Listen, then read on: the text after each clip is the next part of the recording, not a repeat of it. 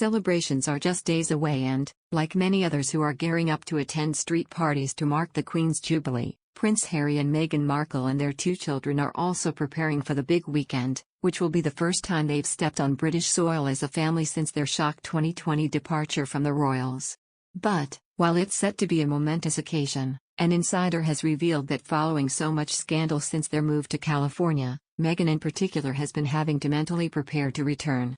A source says, coming back is going to be a huge thing for Meghan. So much has gone on and so much has been said. While there's been tension and friction, Meghan has come to a place where she doesn't want to fight any longer. Knowing how upset it's made the Queen has forced her to reassess and hopefully put this painful past behind her. She's been preparing herself mentally and physically with a game plan to silence her critics. She's worked with her therapist on adjusting her mindset to prepare her for the stresses the situation will put her through. She's also been doing a lot of mindfulness work, both alone and with Harry, and is in a place where she can let bygones be bygones. She just hopes the rest of the royal family can too.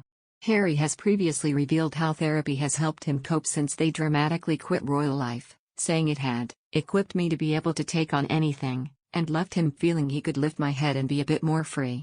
Meghan wants to look amazing, especially knowing how people will no doubt be comparing her and Kate, and that she'll somewhat have to compete.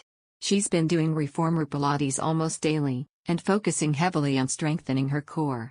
She's also been following a high-protein, vegan diet and cutting out treats. She's drinking green smoothies with spinach, banana and a scoop of collagen powder to boost her glow. However, Meghan, who joined Harry on a brief trip to see the Queen ahead of the Invictus Games in April, is still said to be feeling anxious and is hoping her healthy mindset will help bolster her confidence. The source adds, Meghan's nervous and has been filled with anxiety, which has been managed through her workouts and therapy. She's doing everything in her power to ensure their trip can be calm and civil, and that they can all do their best to ensure the focus is on the Jubilee rather than their warring family. On the other hand, former BBC royal correspondent Michael Cole told, I think Prince Harry will come to regret that interview he did with Oprah Winfrey, in the same way that his dear mother, Princess Diana, came to regret in time her BBC interview with Martin Bashir. And of course, this is an opportunity and I hope he takes it to try and mend fences with his brother, Prince William, in particular, who quite clearly resented very much the inference that racism was infecting the royal family. As he said, this is very much not a racist family. That obviously hurt him because the spotlight was on him. But there are opportunities and Princess Diana will be willing them to mend their fences because she always believed that her 2 sons whatever happened would be there for each other. This is a rare opportunity where Prince Harry can actually reach out to his brother and try and mend those fences because it's important to do it.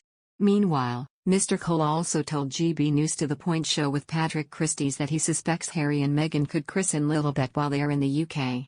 He added, I imagine there's a big semi-military operation going on somewhere in California, in a billionaire's hilltop fortress, making plans to come here.